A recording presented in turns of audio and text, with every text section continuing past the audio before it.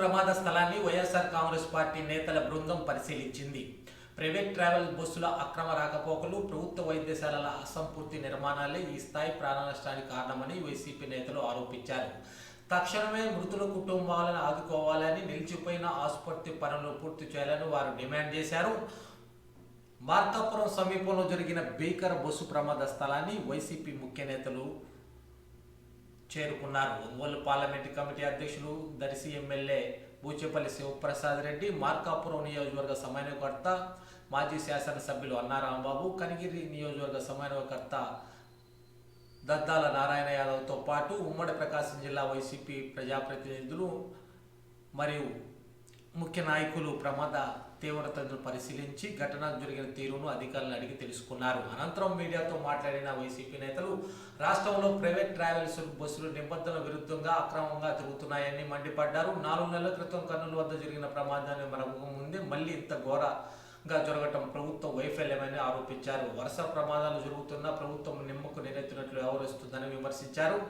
మార్కాపురం జిల్లాగా చేసిన ప్రయోజనం లేకుండా పోయిందని వైసీపీ నేతలు ధ్వజమెత్తారు. ప్రమాద బాధితులకు స్థానికంగా మెరుగైన వైద్యం అందక ఒంగోలు తరలించిన పరిస్థితి ఏర్పడిందని ఆవేదన వ్యక్తం చేశారు. గత ప్రభుత్వం హయాంలో నిర్మించిన మెడికల్ కాలేజ్ ఆసుపత్రి పనులు ప్రస్తుతం టీడీపీ ప్రభుత్వం పీపీపీ పద్ధతి పేరుతో నిలిపివేసిందని ఆరోపించారు. టెండర్లు పిలిచినా ఎవరు ముందుకు రాకపోవడంతో నిర్మాణాలు అసంపూర్తిగా మిగిలిపోయాయని, వాటిని ప్రభుత్వం వెంటనే పూర్తి చేయాలని డిమాండ్ చేశారు. మృతుల కుటుంబాలకు ప్రగాఢ సానుభూతి తెలిపిన వైసీపీ నేతలు ప్రభుత్వమే తక్షణమే భారీ ఎక్స్గ్రేషియా ప్రకటించాలని కోరారు. ఆసుపత్రి నిర్మాణాలను వెంటనే పూర్తి చేసి భవిష్యత్తులో ఎలాంటి విపత్తులు జరిగినప్పుడు స్థానికంగానే అత్యవసర వైద్యం అందేలా చూడాలని వారు డిమాండ్ చేశారు. వైసీపీ నేతల ఆరోపణ నేపథ్యంలో ప్రభుత్వం ఎలా స్పందిస్తుందో వేచి చూడాలి. ప్రమాదం గల కారణాలపై సమగ్ర విచారణ జరిపించాలని ఈ పక్షం గట్టిగా కోరుతుంది.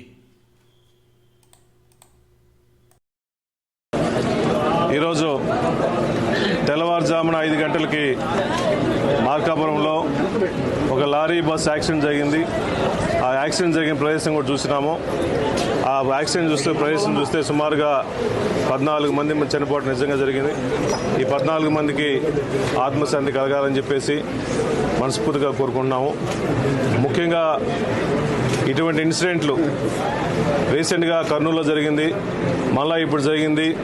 ఇటువంటి యాక్సిడెంట్లు జరగకుండా పూర్తిగా గవర్నమెంట్ ఒక ట్రాన్స్పోర్ట్ కానీ, రెవెన్యూ కానీ, పోలీస్ వ్యవస్థ కలిసి ఇటువంటి ఇన్సిడెంట్లు జరగకుండా, ఫ్యూచర్లో జరగకుండా నివారించాలని చెప్పి వైఎస్ఆర్ కాంగ్రెస్ పార్టీ తరఫున డిమాండ్ చేస్తున్నాము. అదేవిధంగా చనిపోయిన మృతులందరికీ 14 మందికి సుమారుగా 20 లక్షలు ఎక్స్ట్రేస్ చేయాలని చెప్పేసి వైఎస్ఆర్ కాంగ్రెస్ పార్టీ తరఫున డిమాండ్ చేస్తున్నాం ఒక్కొక్కరికి.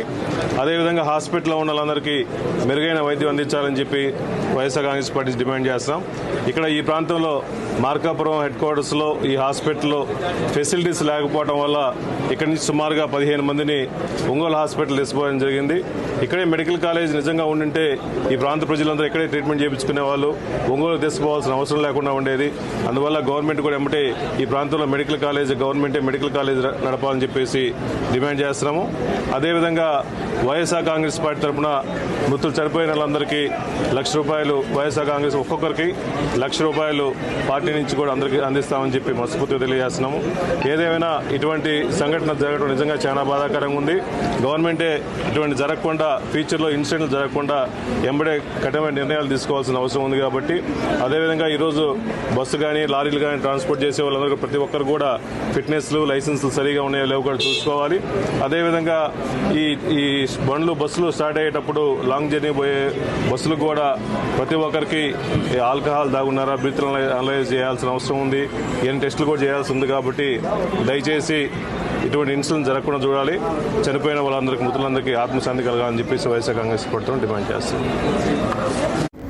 చనిపోయిన 13 మందికి ఆత్మశాంతి చేకూరాలని ప్రార్థిస్తున్నాం. వారి కుటుంబ సభ్యులకు ప్రగాఢ సానుభూతిని వైఎస్ఆర్ కాంగ్రెస్ పార్టీ అలాగే ఈ ప్రభుత్వాన్ని డిమాండ్ చేస్తాం.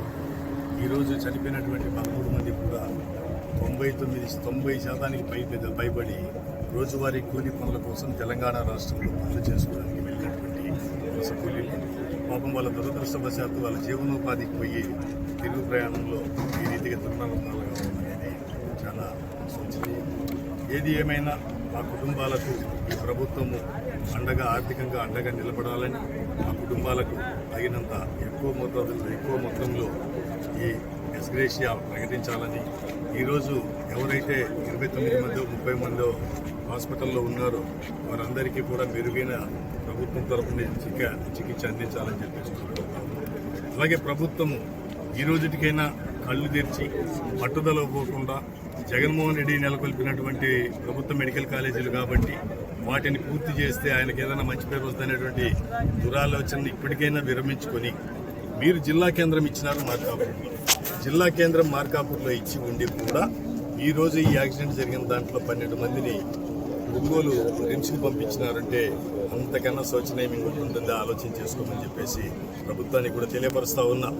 ఈరోజు ఒక జిల్లా కేంద్రం అయ్యుండి కూడా ఇక్కడ నుండి మెరుగైన వైద్య చికిత్స కోసం అని చెప్పేసి ఒంగోలు పంపిస్తే అంతకన్నా దౌర్భాగ్యం ఇంకోటి ఏముంటుంది. ఇప్పటికైనా పట్టుదల పోకుండా జగన్మోహన్ రెడ్డి గారు ఏదైతే ప్రభుత్వం తరఫున మెడికల్ కాలేజీని దానికి అనుబంధంగా ఉండేటువంటి ఈ సూపర్ స్పెషాలిటీ హాస్పిటల్ నెలకొల్పినారో వెంటనే ఈ ప్రాంతం యొక్క సమస్యను గుర్తించి ఈ యాక్సిడెంట్ ద్వారా మీరు అన్ని చూస్తూ ఉంటారు. ఈ యాక్సిడెంట్లో కూడా గమనించి ఈరోజు ఇంత పెద్ద ఇన్సిడెంట్ జరిగితే కూడా ఇక్కడ వైద్య సేవలు అందక 100 కిలోమీటర్లు పోయినారంటే ఇబ్బందికరంగా ఉంటుంది. కాబట్టి జిల్లా కేంద్రం అని చెప్పుకొని కూడా ఉపయోగం ఉండదు. కాబట్టి మీరు ఇచ్చిన జిల్లా కేంద్రానికి గౌరవమైనటువంటి స్థానం దక్కాలన్నా, ఈ ప్రాంత ప్రజలకు మెరుగైన ఆరోగ్యం పొందాలన్నా జగన్ గారు ఇచ్చినటువంటి కాలేజీని ప్రభుత్వ పరంగానే పూర్తి చేసి తద్వారా ఈ ప్రాంత ప్రజలకు ఆరోగ్యాన్ని ప్రసాదించాలని ప్రభుత్వాన్ని కోరుతున్నాను.